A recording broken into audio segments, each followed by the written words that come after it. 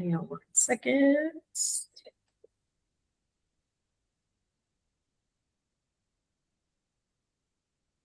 Just 1 minute. Michelle will share her screen. Yeah. Yep. And is it? Let's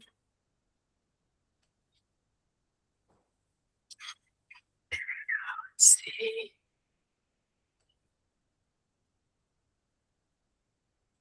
Okay, let me put it into full size and make it easier for everybody. Okay, there we go.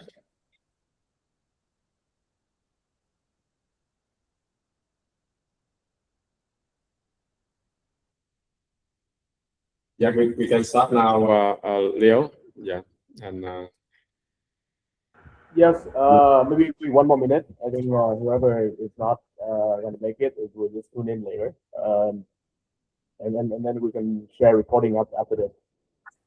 Okay.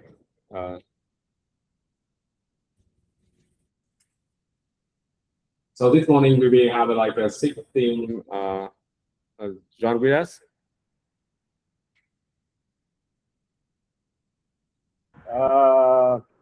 Sorry. Yes.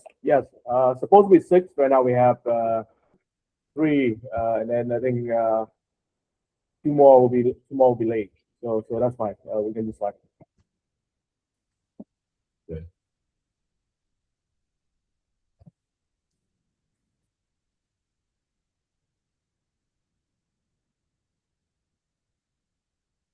So we wait a little bit. Yeah. Yeah, for everybody to come on board. Absolutely. Yeah. I'll enjoy the $1 million view of the river. After this, another side, you see the whole thing. Okay, great. We'll do that when we're done with business. After the call, we can show you the other side. So that's a Dragon Bridge. So that's a $1 million thing. So Leo, you also in that, right? Yes. Oh, okay. Okay. We have four powders now, so I think we can start in the essence of time. Michelle, please take it away. Yeah, it's interesting. I'm not getting any audio through my system. I'm not getting the audio. 1 more second. Let me double check. You mute. Yeah. Okay. I muted myself. I didn't mean to do that. No, we can hear you now. Okay. Sorry about that. Okay. So I'm happy to go ahead and get started. My name is Michelle Messina, and I'm based in Silicon Valley. This is my 4th time to Vietnam. So what a lot of the work that I do is focused on helping entrepreneurs grow and scale their business, and then also with respect to all the ecosystem partners, how they can be much more supportive of entrepreneurs in building and growing their businesses. So I've heard many thousands of startup pitches. I've trained many entrepreneurs. I coach and mentor entrepreneurs on a regular basis from all over the world. I've trained mentors in about 10 different countries. And my first startup was when I was 17 years old. And I started it and then sold it 2.5 years later. So I teach entrepreneurship in Lithuania. And my book, Decoding Silicon Valley, is available in English, Chinese, and Vietnamese. The book is about 10 years old, but a lot of the information is still very relevant to building ecosystems, to helping startups be more successful, and all the supporting partners helping them to achieve their goals and objectives. So what I'm going to talk a little bit about today, is about raising capital and be prepared for the process. So I have about 24 slides. I'll roll through them pretty quickly and make time available for questions and answers, things like that. The first thing I can tell you about raising capital is that you cannot do it casually. This is something that you have to be strategic about. because it takes a lot of time and energy to raise capital, to build those relationships with investors, to present to them, to prepare, to present to them, to be ready to address their questions. So it's very much a strategic selling process. And what I always recommend is that entrepreneurs that are going to raise capital develop a list of all the investors that they want to target. So this is first tier, is your top tier investors, then your second tier, and then your third tier. And I recommend that when you develop this list, that you do a lot of research and you start from the bottom, i.e. starting from the third tier investors with your outreach, your networking, and your presentations. The reason is because you want to use your lowest priority investors as sort of your test or your pilot for your messaging and your ability to respond and react to questions. So you have to have multiple tiers or levels of entrepreneurs, of investors. Your first tier, your top tier, don't start there. You want to start at the third tier and work your way up. So you'll become more professional, more proficient, and more polished in your presentation by the time you reach your first tier investors.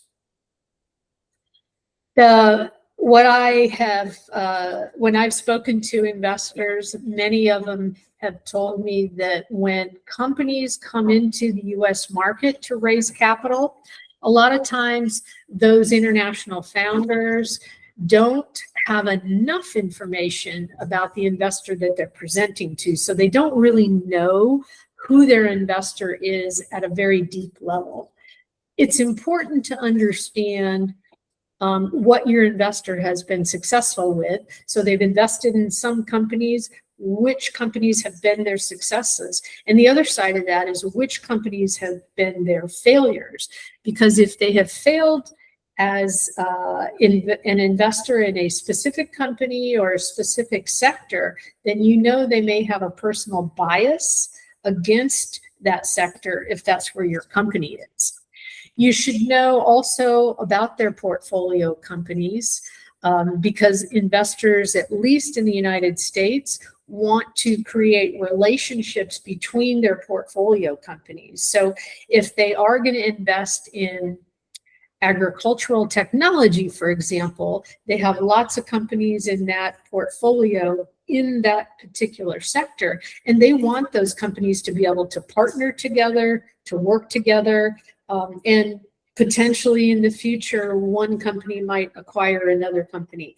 So it's your responsibility as a founder that's raising capital to understand as much as you can about the investor, where their successes and failures are, maybe a personal bias they have, whether or not they've spoken to your competitors, whether or not they've invested in a competitor. And then lastly, you want to know the people that you're talking to. Typically, the process will start with an analyst or a junior analyst, and that person has received instructions from one of the partners or general partners to go out and scan the market for companies that are in a specific category. And so that analyst is doing their job in looking at the landscape, sourcing companies, and understanding where they fit in the market in that particular industry sector. Then their job is to present that information to the partners, and the partner has what we call a Monday morning meeting in Silicon Valley, and that's when they sit down and say to the other partners around the table, I'd like to look at this company, this company, and this company in this particular sector. And they have to make a case for taking time to away from everything else they're doing to listen to the pitch for that particular company. And then lastly, you want to understand the process that the venture partner and the whole firm go through to trigger the deep research and due diligence process that they're going to do on your company. So my point is, know your investor as much as you can, and then start with your lower tier investors first, so that by the time you get to your first tier investors, you're better prepared and better able to respond and react to their inquiries and their questions. Investors basically are in this to make money. Their job is basically as a gambler, an investor that is trying to get the maximum return on their investment. So they're looking at things like, when they're listening to your pitch, they're thinking, is this a big market? Is the demand increasing for this particular product? Is this the right team? And do they have strong relationships in the industry and with prospective customers? Are they telling a compelling story? You should understand how investors make money. They may invest in 10 companies and only 1 or 2 are going to be successful. So again, they're gambling on their investments, and they're mostly gambling on you as a team to be successful. So you need to understand as much as you can about the investors. The 80-20 rule is really, really true when it comes to your pitch. Initially, your very first pitch with an investor, 80% of your content, your message, your responses, your slides, everything, 80% should be focused on how you're going to build a successful business, not as much about the technology. This is your first pitch. And so you want to spend as much time talking about how you're going to build value in the business, how you're going to build momentum with the customer base, etc. And you want to be cognizant that the investor is in this to make money. So if you spend 80% of your time talking about the technology, you're not addressing their needs, which is associated with how am I going to make money when I invest in this company. So your first presentation with an investor should be 80% focus on building the business, building value, and building momentum in the business. The key component for a successful company really is a great team. We say in Silicon Valley that you can have a great team and a crappy product and be successful, because that team will be smart enough and agile enough to be able to adapt the technology or the product to the market. But the reverse is not true. If you have a crappy team and a great product, that necessarily is not a solution or a formula for a successful company. So investors want to know that you have a great team that understands the market, that understands the pain points, and that is willing to accept feedback, coaching, mentoring, that sort of thing. So a team that can accept feedback, and that feedback can come from customers, or it can come from the market, or it can come from many different places. But a team that's open to that feedback is really, really important. So they're looking more than anything initially at the quality of the people that are presenting the company idea. If you have lots of momentum, lots of customer validation, this is what investors love. If you're adding 100 new customers every week, that's something that they want to hear about. That's something that they want to see. Conversely, if you're adding 1 new customer a week and you sell enterprise software that is a price point of, say, $50,000, $80,000, or $100,000, that's pretty interesting too. Depending on the size of the deal and the length of the sales cycle, these things are relevant and important to how quickly you can add new customers and how quickly the market is validating your technology. So investors love to see momentum in the business. They also love data. They love data to the point of, customer acquisition costs, lifetime value of the customer, revenue by channel, revenue by region, all the metrics that you might use in your own dashboard to figure out every day whether or not you're on track or not.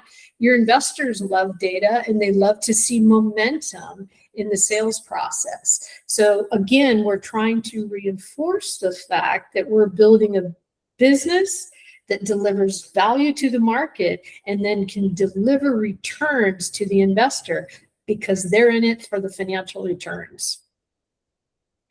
They also want to see differentiation in your product. So products that look exactly like another product on the market are really, really boring. And most investors will just say, okay, I've looked at all 6 companies in this particular sector. The one that stands out the most to me is this one because they've done a good job in building a product that the customer wants to buy. And the market is big enough and the sales can be repeatable enough. And the customers are buying the product because it is differentiated. So same is really boring. But companies that are building technologies, that are building products that are strongly differentiated from the competition are really, really interesting to investors because they know they're going to be interesting to the market and to the customers. A team that is willing to adjust and change when they need to is really valuable. Steve Blank, who's one of the sort of fathers of entrepreneurship in Silicon Valley, he says that no business plan survives first contact with the customers. That means when I go to the customer, if I show them my business plan, they're going to say, maybe not. That's not going to work for me. And then you're going to go back and think through your business plan again. So a team that's willing and able and flexible to hear that input and adjust what they're doing when it's necessary is a really valuable team. Teams that communicate to the investor are really valuable as well. And that means communicating the good information, the bad information, or the ugly information. Teams that are scared to talk to the investor when things are going bad, when they don't have a solution for a problem, when things are just not on track and they're not meeting their milestones or KPIs. If they stop talking to the investors because they don't know what to say, then that's a problem. Because the investor, if they don't hear from their portfolio companies, are going to think the worst. And that's human nature. So it's not necessarily no news is good news. When it's investing in portfolio companies and startups, no news generally means bad news. So a team that's willing to communicate all the time with the investor, regardless of what's happening in the business, builds a lot of trust and integrity and credibility with the investor. The founders should be managing expectations pretty carefully with the investor, both your own expectations about what you can or cannot achieve in the business within this period of time, and also what information you share with investors as well. I put this particular photograph in there because I know my family members go for fishing a lot, and they always come back from the fishing trip and say, we caught this fish that was this big. And then when I see the photographs, the fish is actually a very different size. So my point is that it's really important for you to manage your own expectations about what you can achieve within what period of time, and then how you manage the investors' expectations as well, because they're going to mentally create KPIs and milestones. And those are the things that are going to influence whether or not they fund you again in your next funding round, or whether or not you have enough capital to last till the next funding round. So if you are a founder and you're comfortable seeking guidance and advice from mentors, from other founders, that is a sign that you're not wedded or too stuck on your business idea. It means that you've got the potential to hear other pieces of advice and guidance and take those into consideration about how you grow and scale your business. It doesn't mean that you have to do what someone tells you to do. It means that you're willing to take that input, think about it, and figure out whether or not it applies to what you're going to do tomorrow. I also think that founders need to have really great mentors, and they need to have different kinds of mentors. The main things about mentors would be find someone who's experienced, somebody who's trustworthy, somebody who's well connected, that's going to open doors for you with their network, and somebody who can see patterns in your business. So pattern recognition is an important component for mentors.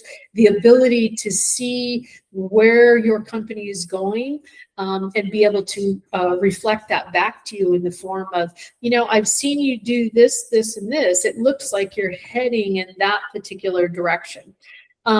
The other element is you don't need just one kind of mentor. Sometimes it's good to have a couple different types of mentors. I recommend that founders have a mentor that understands the market space that they're playing in, so they understand sort of the behaviors of customers in that space. I also recommend, number two, that they have maybe a technology mentor, someone who can help them understand the tendencies or the direction the technology might be going. Maybe somebody who is applying that technology, but in a completely different market sector. And thirdly, I recommend that founders have leadership and communication mentors. So this is someone who can help them be more effective in aligning and unifying their team so that everybody gets on the same path, and it's easier and more efficient to achieve their KPIs and their milestones. So a market mentor, understanding the industry, maybe a technology mentor that understands the direction the technology is going or how to apply it, how to ensure the technology delivers value to the customer. And then lastly, leadership mentor. So to help you become a better founder, a better communicator, and with stronger abilities to align and unify your team. I work with founders all over the world, and focus is the biggest problem that I see. And I say that with respect in the sense that it's really hard to be a founder. It's hard to build a business, and it's hard to find the right product market fit. And it's easy as a founder to say, oh, wow, look at that. Maybe we should talk to that particular company about doing something that's slightly different than what we're doing. My philosophy is that stick with what you're doing until you're really, really sure that nothing else can change or be adapted in your business. And I say that from the perspective of it's hard to find customers that are willing to pay. It's initially finding someone who's going to do a POC with you, a proof of concept, to validate your technology. That's hard. Finding a pilot customer who's willing to validate the business value that you deliver to your customer, that's hard. And being able to do an enterprise-wide deployment, for example, that's hard too. So I just want you to do as much as you can to communicate to an investor that you are able to stay focused and you are able to stay on the same track without getting too distracted from the things that might be out there in the market. It is a challenge to manage a business, grow your customer base, and raise capital. And investors want to understand, are you as a founder capable of managing multiple priorities? Can you be both strategic and tactical when you need to be in the day-to-day operations of building a business? So Yes, you have to be a superhero. Yes, you have to have superpowers as a founder. And this is all part of the game of it. But the main thing is being able to communicate to the investors that, yes, you can manage multiple priorities at the same time. They also want to understand, why are you raising capital at this particular moment in time? What has changed in your business? What has changed in the industry? What has changed in the regulatory environment? Why is now the right time for you to be raising capital? Is the capital going to take you to the next level in your business? Do you actually have enough market validation, enough market intelligence to say that if we get an influx of capital, it's going to allow us to basically grow the company to the next level?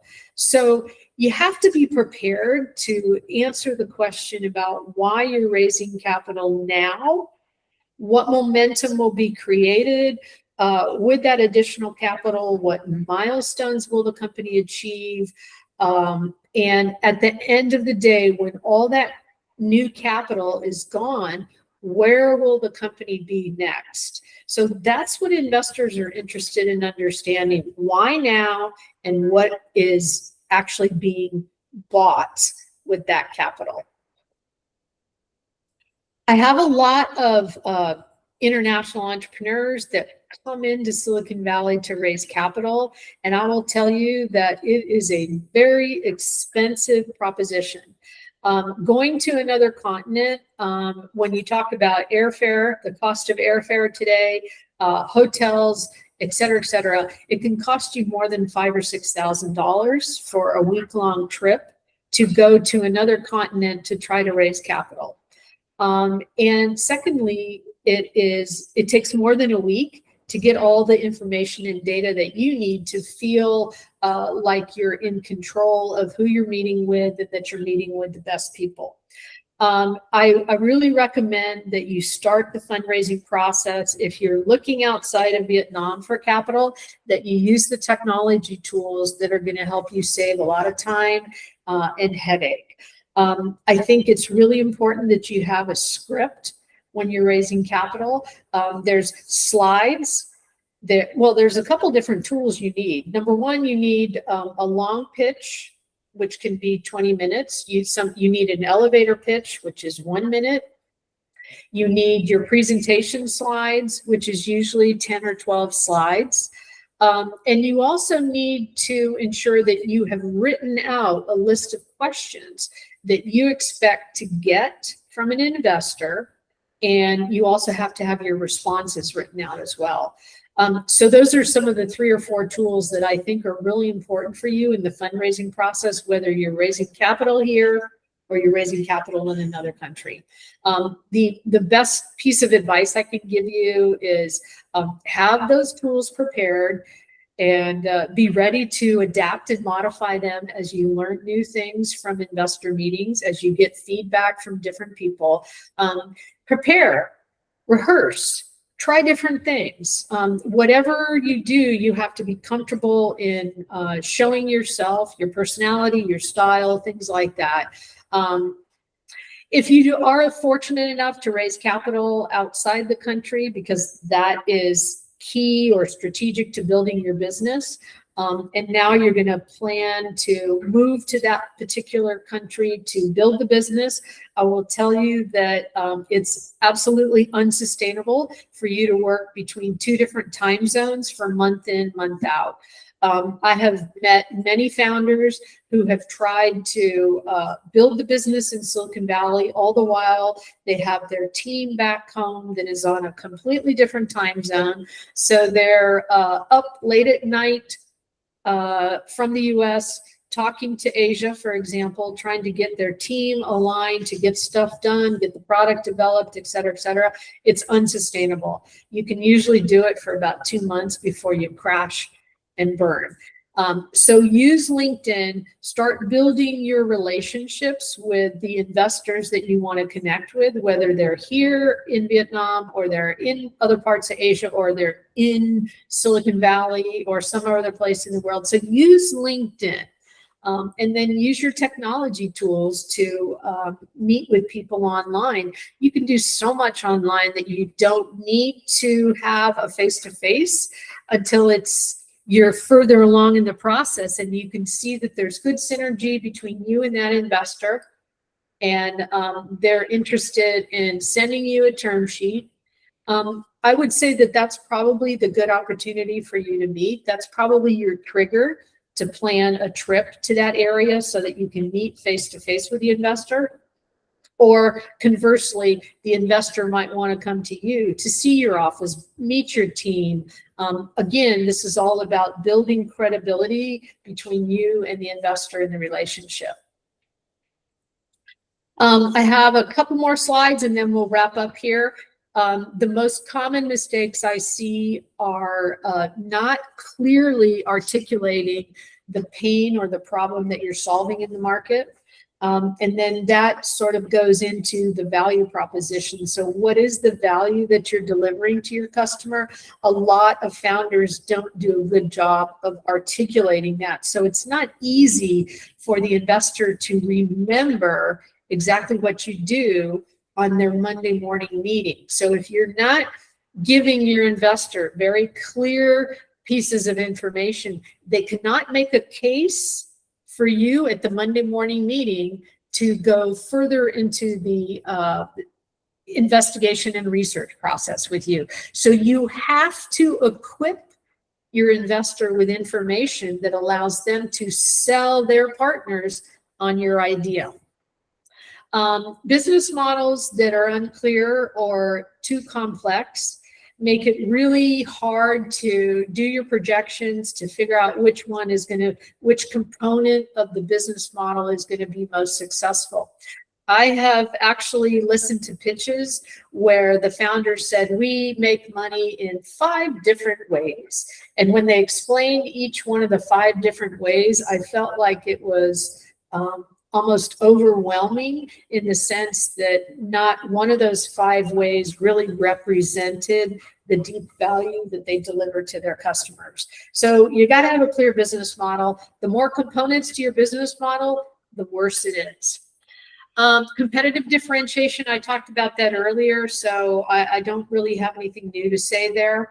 Go-to-market plan is really important because that is where you articulate to the investor what the next couple of things are that you're going to do to do market development, customer development, or sales channel development. So do you need to promote and market and message, or do you need to one by one get in touch with 10 or 15 key prospects that are going to be the ones that you want to do business with? So go to market, super important. It is a component of many pitches that I see is missing. Market understanding and it being inadequate. Personally, I always see TAM, SAM, SOM. I don't dig into that very deeply. I don't really care about it that much because I'm more interested in the go-to-market plan and what the company is going to do in the real short term. However, if I see a presentation that doesn't have TAM, SAM, and SOM, that says to me that the team has not looked at the broader market and don't understand how big the opportunity could be. So I think you need to do that exercise. You need to have that information, but it's really not a decision factor that the investor is going to use to on their investment strategy with you. Lastly, not tailoring your presentation to the specific investor.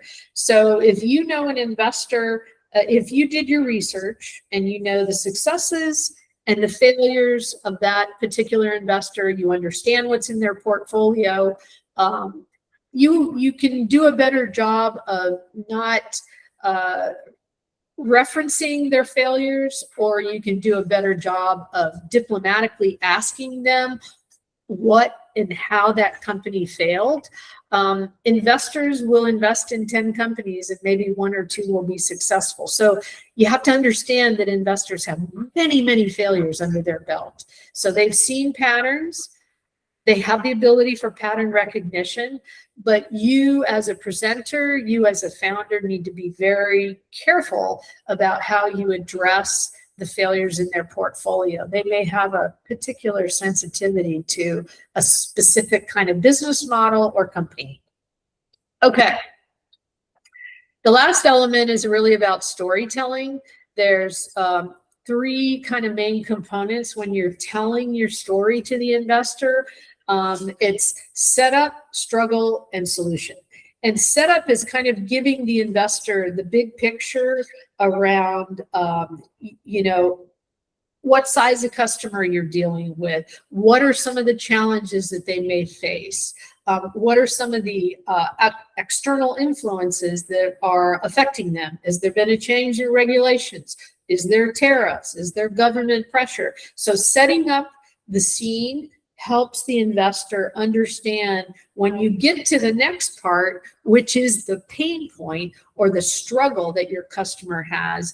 It's easier for you to articulate the kind of difficulty that your customer is experiencing. So if you're selling into the enterprise and they have to do a meeting report every week, they have to pull data from 6 different sources. It takes 8 hours, sometimes 10 hours to create that report. That hassle, that difficulty, that's important to share with the investor so they understand how much that pain is costing your customer. And then lastly, the third element is your solution. What is your idea? What is your strategy? How are you going to really resolve that struggle that your customer is facing? So the storytelling is the big picture, the pain point or the struggle, and then your solution. The biggest problem that I see right now on storytelling is that a weak story only talks about the struggle, and then they spend a lot of time talking about the product solution. From my experience, I think you can get an investor much more emotionally connected to your product or your service or your technology if you have a setup and a much bigger struggle discussion, meaning that you're talking about how much hassle your customer experiences, how much time they're losing, how many people it takes to get something done, how costly it is, how complex it is. The more you spend on the struggle stuff, the easier it's going to be for your investor to relate to the problem. And the more easy it is for them to connect the value that your solution delivers to the customer's struggle. So the strong story has a setup, a big struggle, pain point, difficulties, challenges, a block of time, and then lastly, your solution and how you're adding value. So those are kind of my pieces of guidance associated with telling a strong story.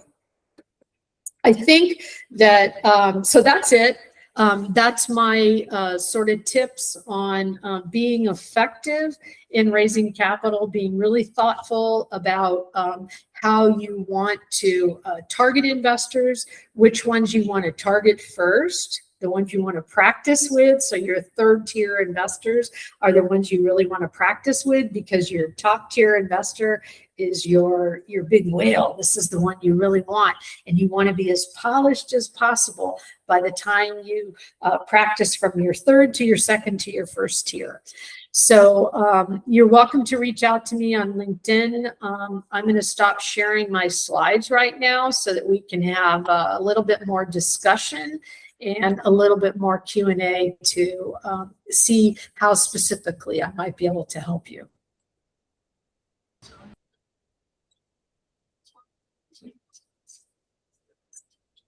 Okay, thank you for your sharing.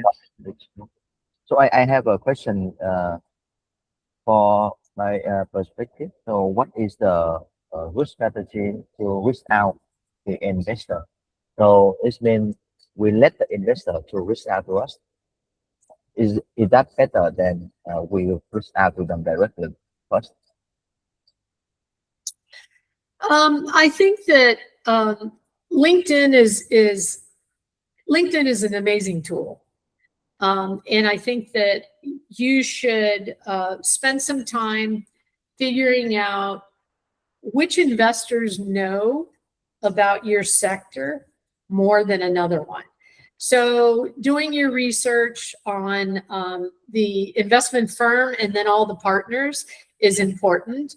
The second thing is understanding where there might be opportunities to meet face-to-face with that investor. Is that investor speaking at an event?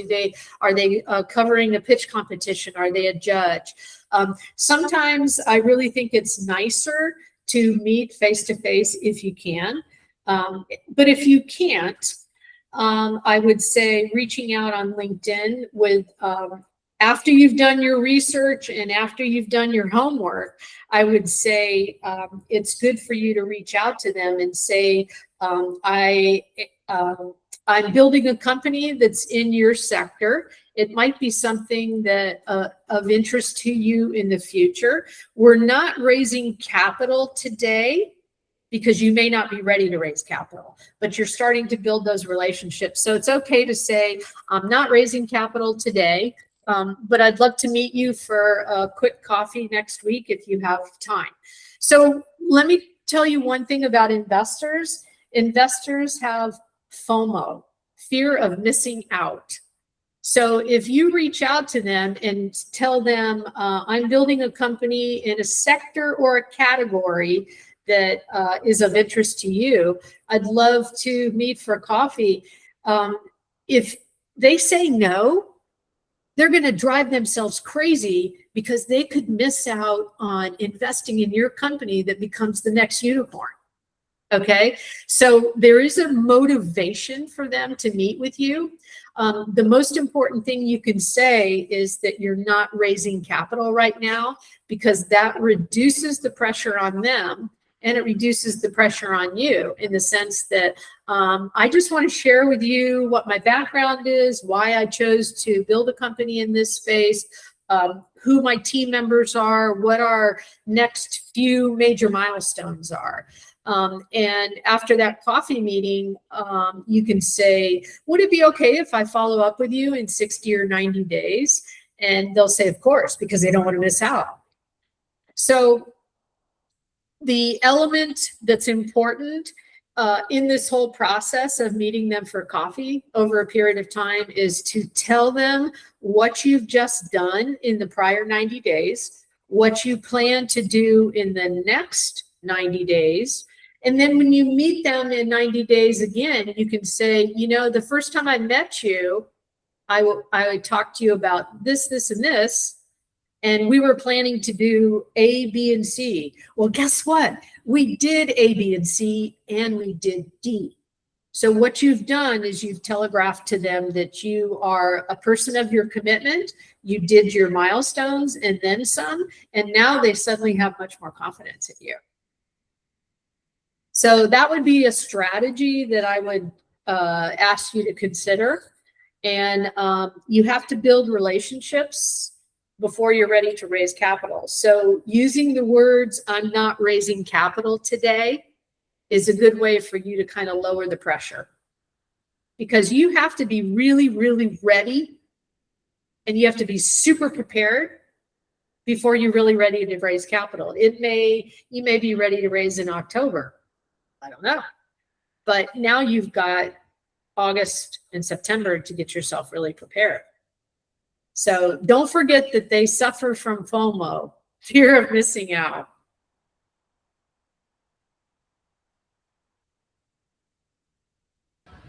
What other questions do you guys have? Hi, Michelle. Thank you for the raise session. Yeah, so I have a question related to fundraising. So I'm currently a solo founder, but I'm not sure if fundraising is for me, because currently there is an investor wanting to invest in us, but currently we need to work on a lot on the paperwork and as I focus on fundraising, the other part of the business slow down, like sales, um, partnership, products. Yeah, so I'm not sure if like fundraising should be for solo founder or should I assemble a team that's so that like I can focus on many uh, aspect of the business in parallel without me being the bottleneck. So if somebody was gonna give you a bag of money today, what would you do with it? Would you hire people and build your product, or how would that money be used? Yeah, to hire more full-time employees and yeah, Okay. maybe senior roles as well. Okay. A couple of things. Firstly, co-founders or teams of 2 or 3 or 4 tend to raise capital slightly easier than a solo founder because the investor recognizes that multiple perspectives in the decision making and the go-to-market and the product development and all that, multiple perspectives from different people build stronger products and stronger companies. That is, I think, one of the assets in Silicon Valley, that we have more than 45% of the population in a 9 million person area that's born in another country.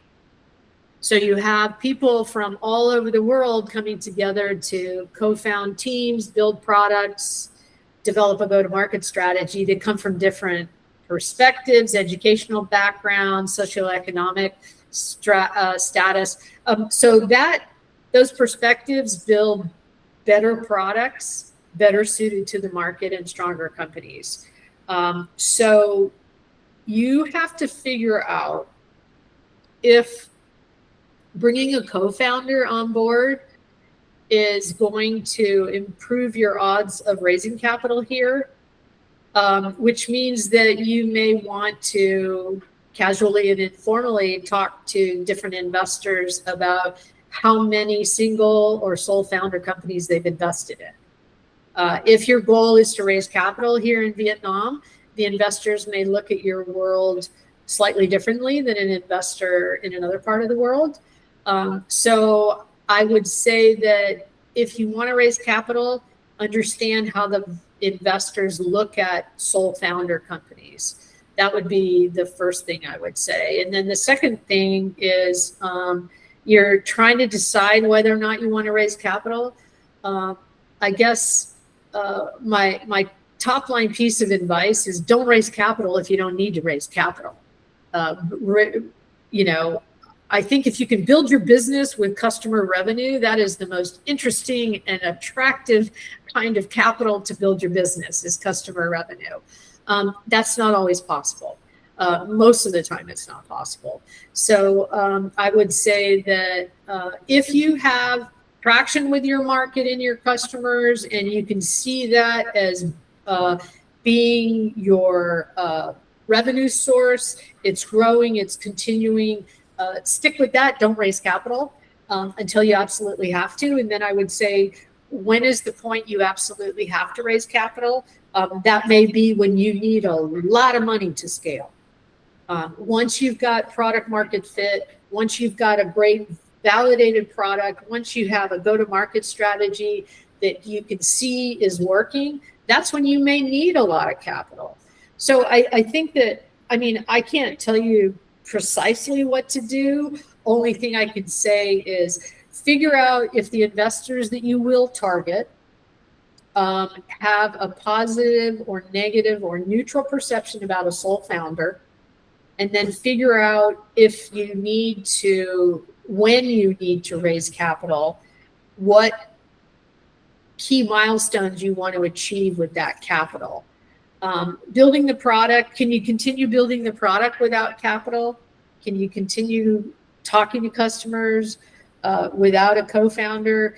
I think you just need to figure out those things. They're not easy decisions, but it's your company and your decision, so you can do whatever you like, but you just want to make sure you understand how the market's going to perceive your company.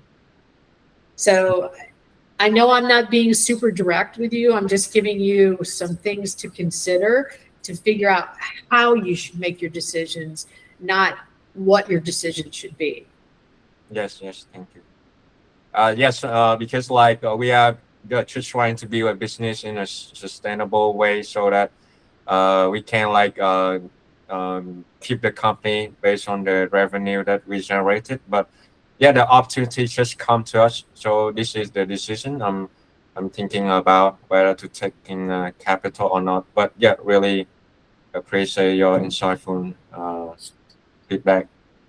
Yeah, it's your company, and whatever decisions you make will shape the future of the company. So just be super thoughtful. And then lastly, I would say, well, let me ask you a question. Do you have outside mentors or advisors for your company right now?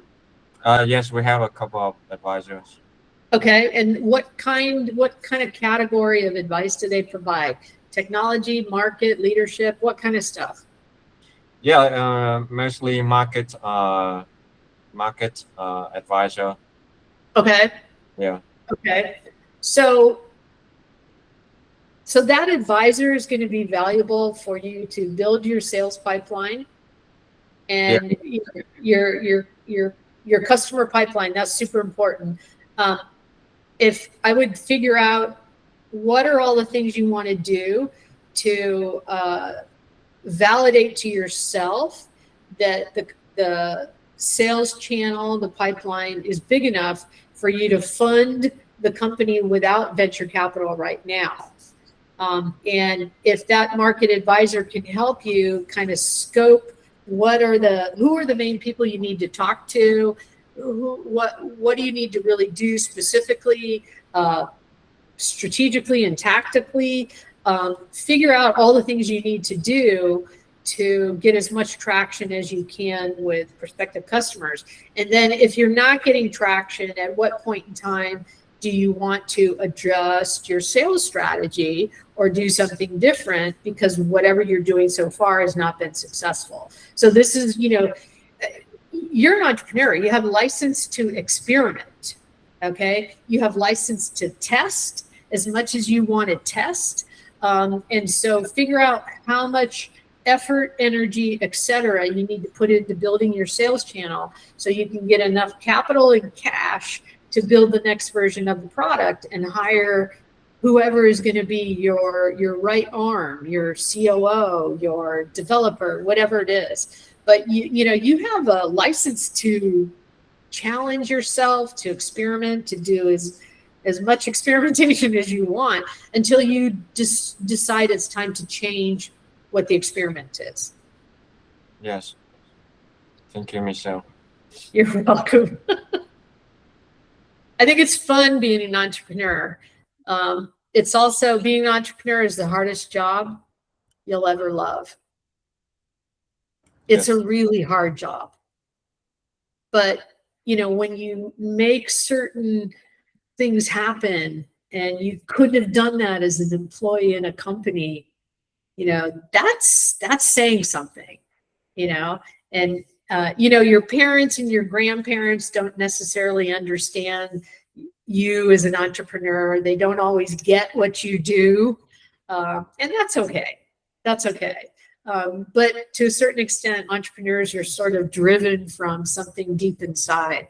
But it is the hardest job you'll ever love.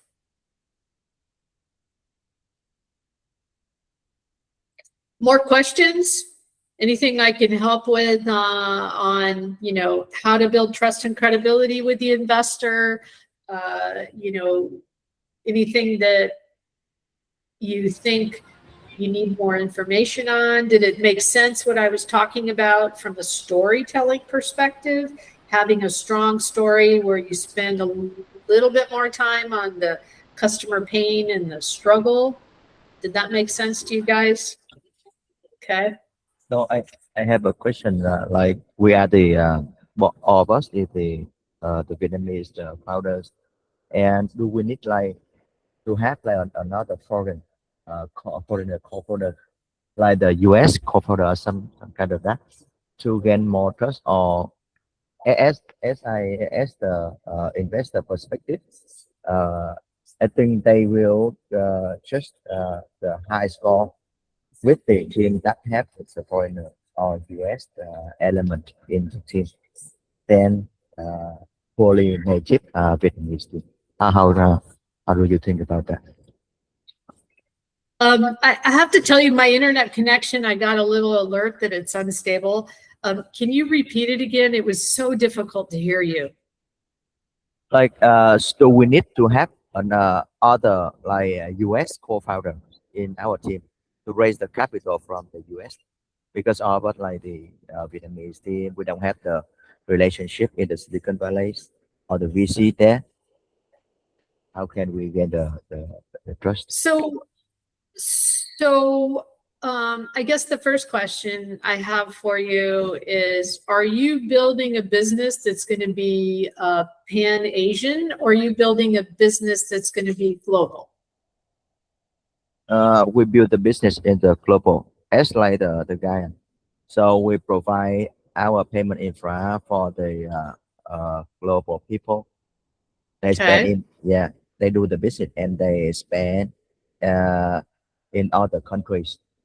Okay. There is a perception about Silicon Valley that, you know, we understand the process of building a business, and we understand elements of the market validation process, you know, things like that. But guess what? 90% of startups in Silicon Valley fail within 5 years. Okay. So within 3 years, most startups in Silicon Valley are gone. But the 90% number hasn't really changed for 18 years. I've been following the number. So failure is failure is failure. Experimentation is experimentation. I know the number's a little shocking, but that's the reality. If you're getting feedback from someone that says, you know, if you're going to be a global company, you really need a founder from Silicon Valley. You know, I would take that as, I would say, to be honest with you, that sounds a little bit like bullshit to me. And the reason I say that is because I think there's smart entrepreneurs all over the world, everywhere. I've worked in 60 plus countries. I've traveled to 74 countries. There's smart entrepreneurs everywhere. I don't think that sticking a Silicon Valley based co-founder in the mix is going to be the secret sauce for you to raise capital easily or grow the business successfully. And then I would also say, you know, if that's something you're going to do, what is that person's skill set? Is that person, is that Silicon Valley based founder a sales and marketing, you know, front facing kind of individual, or are they, you know, on the, you know, back end on the product development side? So I would question where that piece of advice would come from, who it came from.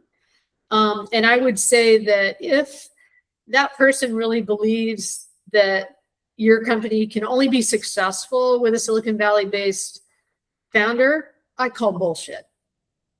Because I think there are so many smart entrepreneurs in Vietnam. There's so many smart entrepreneurs throughout Asia. And the question is really, you as an individual, how are you preparing and growing your own skill set, learning abilities? You know, how much time are you spend learning about AI every week? How much time are you spend learning about this or that every week? So I don't believe that that thing, that person, that individual with that background is going to be the secret sauce to making you successful. And as a matter of fact, I think if you were to do that, you would put way too much weight on that person's shoulders for the company being successful. And to be honest with you, I think that's, not appropriate. So if somebody's telling you that, I would say that they're probably telling you that because they don't want to take the time to understand you, your business, your experience, your value you're delivering in the market. And that is not the person that you probably want to be getting advice or guidance from or something like that. So sorry, but I have to call bullshit. Because I come up with that question because in the past when when we apply to I think acceleration program, we have the similar, I know a similar project that apply the same, but they just have the idea, and but the founder is the UK people, and at that moment we already have product, we have the customer, the same product with they copy our product and they use our product, but they got accepted to that accelerator, but the accelerator rejects our project. And then I don't know the reason why. Yeah. Okay. So that's kind of another thing that you're bringing up is the application process for an accelerator is super subjective, meaning the person who's assessing your video, assessing your application, whatever, they can be in a bad mood that day and they just don't feel very positive about your, your company. The other thing is, the comment is that they may have had a referral into that accelerator. But honestly, if you look at Y Combinator, which is one of the top accelerators in the world in Silicon Valley, they accept founders from all over the world. They don't care where you're from. They don't care. They only care that you are passionate, driven, understand your market, are going to build a good company, have some customer product or revenue traction, that sort of thing. I think that, if somebody's built and copied your product, they're taking the easy way out. Long term, probably they won't be successful. But, I believe that you have to be thoughtful about which accelerator you want to be a part of. If you can apply to Y Combinator and get in, I would say do not turn down the opportunity to be at Y Combinator. Do not turn down the opportunity to be at Antler's Accelerator. Do not turn down the opportunity to be 500 Accelerator. Don't turn down this. These opportunities are going to open so many doors for you in the future. You have no idea. I mean, think about all the big technology platforms that we use, everything from Grab to Rappi to Uber to Lyft to Move to, all of these have gone through some sort of an acceleration program. And look, they are the default applications that we use depending where we are in the world. The same with transaction processing, the same with, credit card processing, Square, Stripe, and, all these things. So you should try to get into those accelerators. Not so much there's a couple of reasons. It's the discipline to get into those accelerators is going to push your standard of excellence up on your application process, your ability to articulate what you're doing, et cetera. Secondly, you're going to learn a whole ton of stuff in that accelerator, and you're going to make the most amazing connections around the world. And then thirdly, you're going to have doors open to you all over the world because you went to that accelerator. And I taught a course last November in Brazil with a founder who went through Y Combinator in 2023, I think. She was amazing.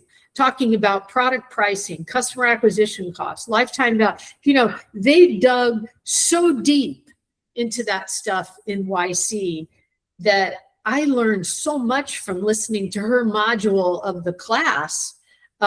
So don't turn down those opportunities. And if you want to get into them, you know, push the standard up as much as you can with your team. Get external people to look at your application, to look at your video, you know, whatever it is, whatever their submission mechanism is. And don't worry about somebody who copied your product and got into the accelerator.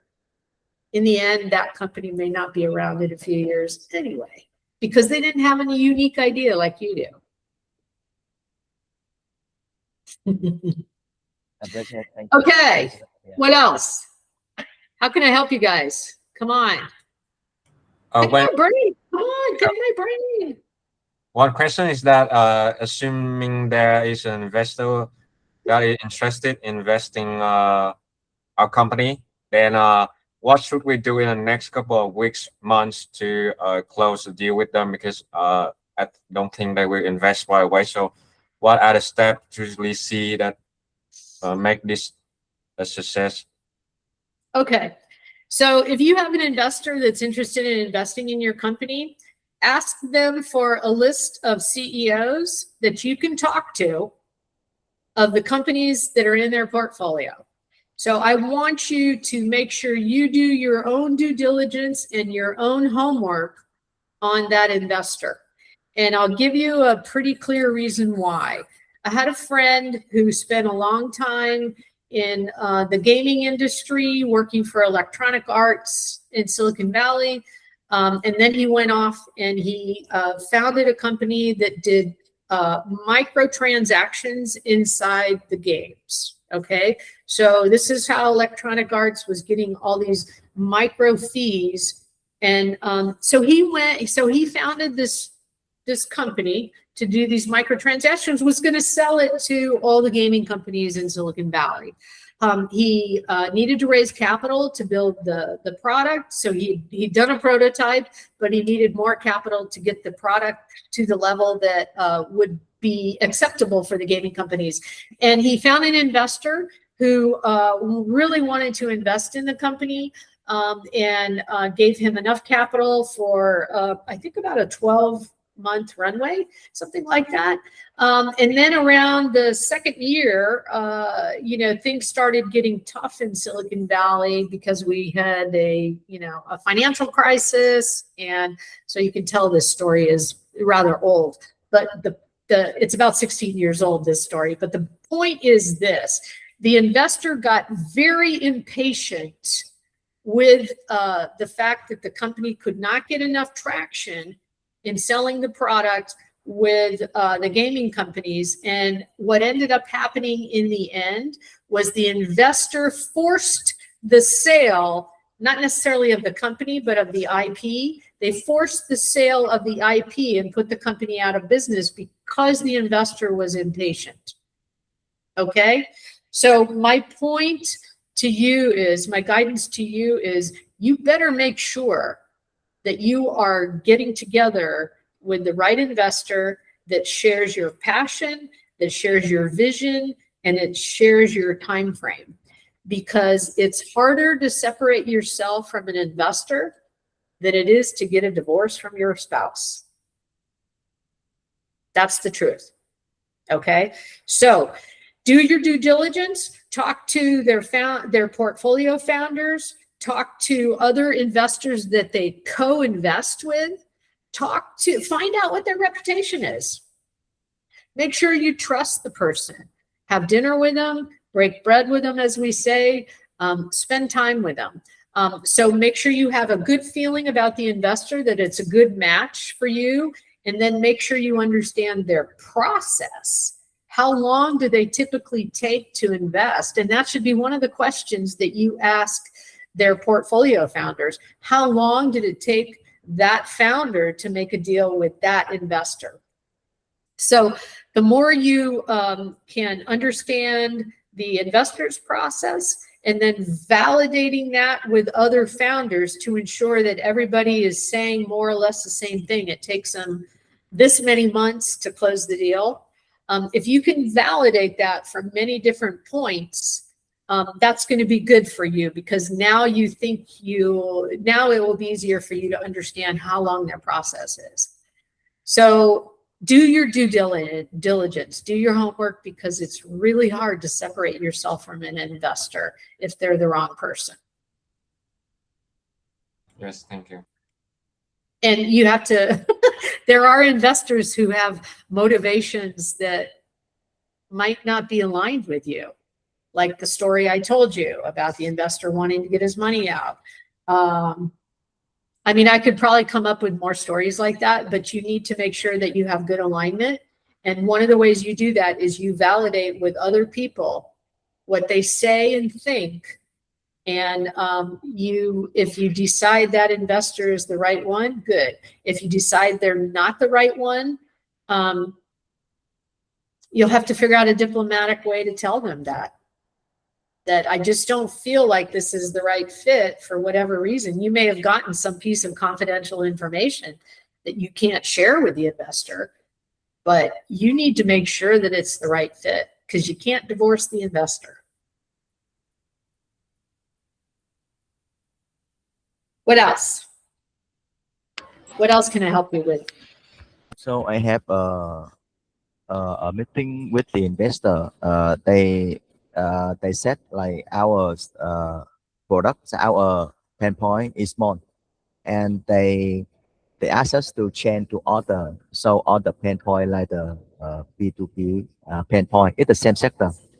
And they said, but after that meeting, I haven't follow up with them, because because our vision and that requirement is not much. So do we need to follow up and update about like our process with them, or Okay. Some investors are frustrated entrepreneurs. Okay. So they want to get in and manipulate what's happening in the company. Your job as the CEO should be to say, show me the data, Mr. Investor, that you believe means that we need to go from B2B over to B2C. I've seen that, and I've seen that all over the world, where you get an investor trying to dictate what the company's doing, and they don't have quantifiable data, information, or intelligence from the market to validate that, or that is their original expertise. Maybe they do know a lot about B2B and not a lot about B2C. Maybe that was their background before they were an investor. But your job is to say, prove it to me. Prove to me that you think that's a good switch, because that means that our company is going to go from here to there, and it's going to change everything we do. And also, I think that you just need to learn how to push back. So this is a discipline that you have to learn with your investors, to say, thank you for that information. Please share your intelligence or your data. Okay, so you don't have any. Now explain to me why you think we should move from B2C over to B2B. Okay, I heard what you had to say. I appreciate that. I'll think about it, and I'll get back to you with my decision. Okay, so this is the discipline of managing your investors and not allowing them to like drive you this way or drive you that way. You as a CEO have to have conviction about which is the right direction for the company. And you have a list of 10 things that you're going to try. And when you're done with all those 10 things and there's nothing else to try, and you're not successful, that's when you might want to consider a pivot with your technology to a different target audience. But for an investor to tell you, hey, we should go over here and do that, no, make them prove it to you. So, and this is part of the discipline of you pushing back on your investors, because guess what? investors don't have all the answers. And some of them just like to talk about stuff that they think is hot. So you got to learn to push back. And every time they give you feedback and suggestions, you say, I will think about that. I appreciate that. I will get back to you with my decision. Because guess what? This is my company. And it is. Yeah. So this is being tough with your investors. And this goes back to what the question previously is like, you know, how do I know if it's a good fit? How do I know their process? How do I know that they're not going to make me go here and go there? You just have to say no. So every day you're going to be challenged with, you know, 20 different things that are more interesting and more shiny and more beautiful than the hard work you have to do today. And it's easy to get distracted, but it's, you know, this is a discipline. You're going to have to tell your investor to just thank you, but no. Or as we say in California, yeah, no. And this means, yeah, I heard you. No, I'm not going to do it. So that is California slang. Yeah, no.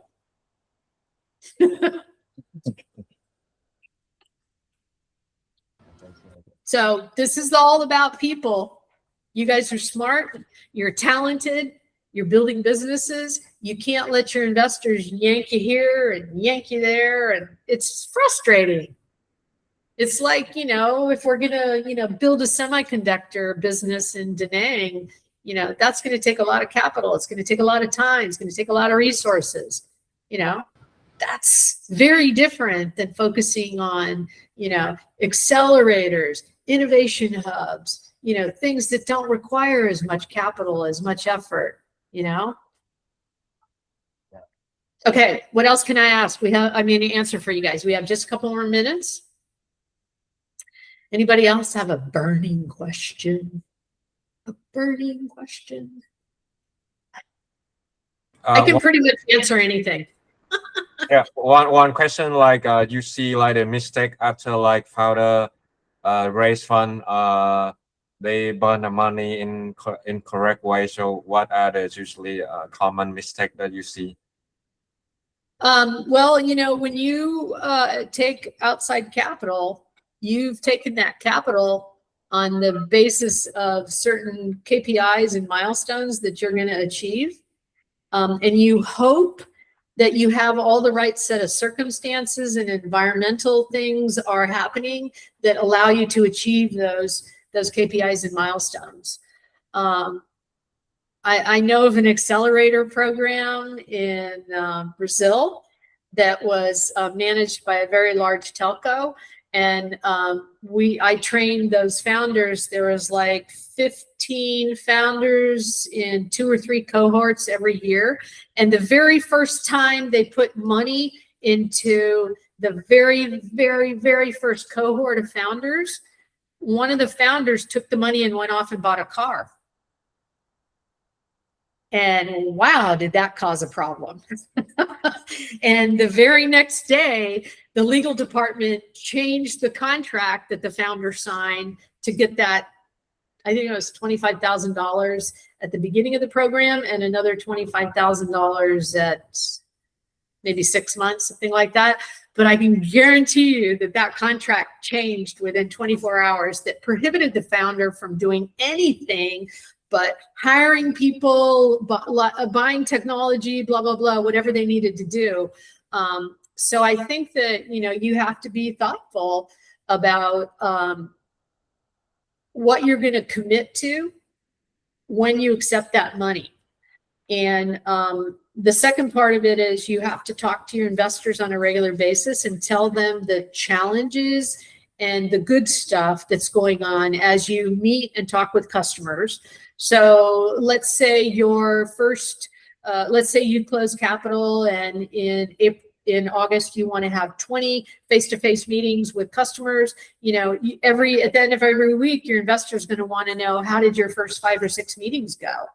And you're going to be like, oh my God, I'm doing something wrong because none of my customers are interested in the product. Then next week you change something that you do, you talk about, you listen to what they say, you adjust your pitch. And then you tell your investors, yeah, I had more interest this week because I'm modifying and experimenting. So you're going to sign up for KPIs and milestones when you take capital. You're going to need to stay in contact with your investors. And the investors are gamblers. They know you're experimenting with the market.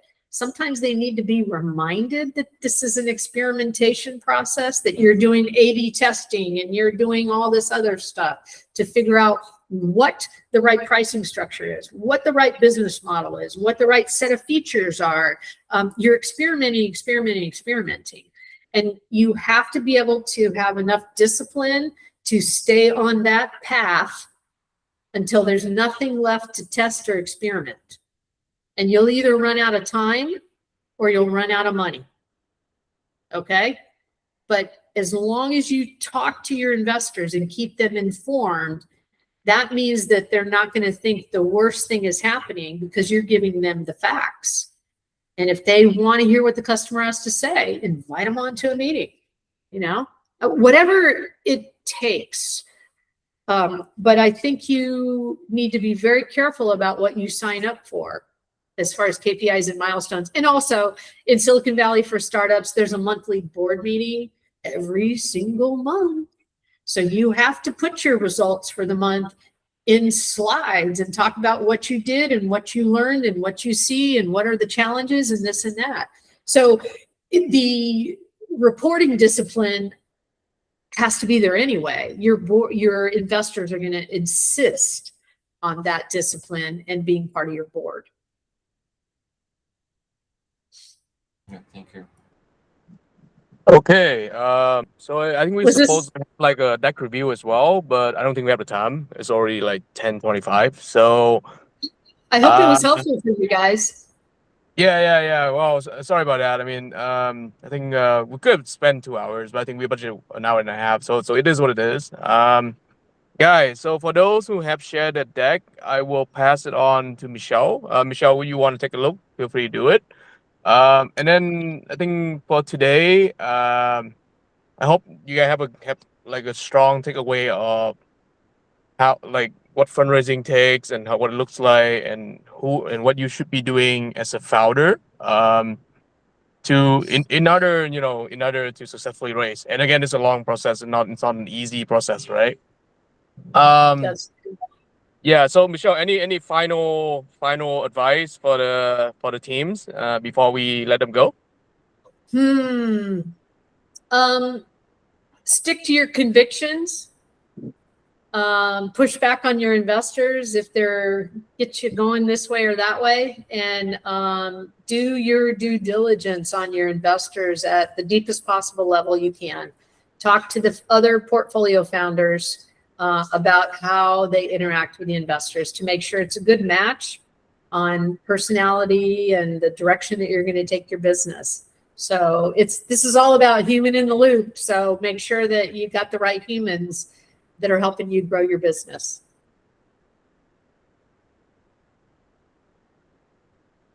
Around yourselves. Sorry, I'm on the move here to my next meeting, so I'm calling from the car. But so I think guys, by the way, I think we have 4 minutes. So any final question from the teams? If not, we can wrap it up.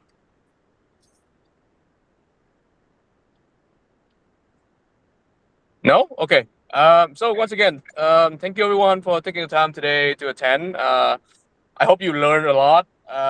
As I said, this is a very rare opportunity for founders from Vietnam and India. Basically, subprime market, right? In the VC world, to talk to someone from Silicon Valley and also like firsthand experience, firsthand sharing. So thank you, Michelle. And so we'll be sharing the recording from today's session also with a summary. So our team will share the summary from today's session along with the recording for you, for everyone. So you can, again, I think the session was supposed to be closed door, but after feedback from other people, I think we will publish this. Michelle, is that okay with you? Yeah, that's okay with me.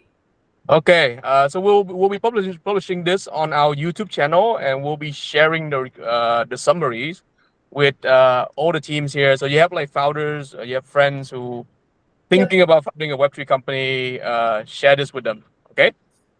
Sounds good. And you guys are welcome to reach out to me on LinkedIn. Cool. Okay. I'll end the recording now. Okay, guys. All right. Thank you, guys. Bye bye. Wish you guys Carlos, success. Justin, can you guys help me end the recording, please? Thanks. Sure. I cannot end from here. Okay. Okay. Thank you. Thank you, Michelle. Bye, Michelle. Bye. Bye.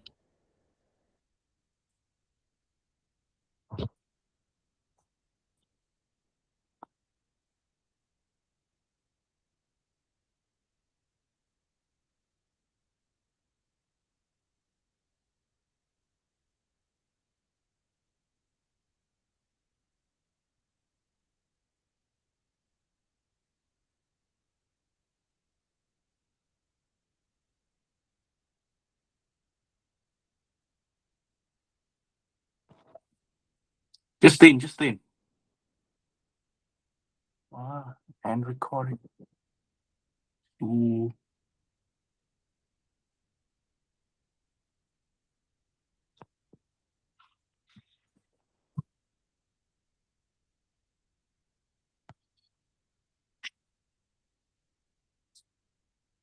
Hmm.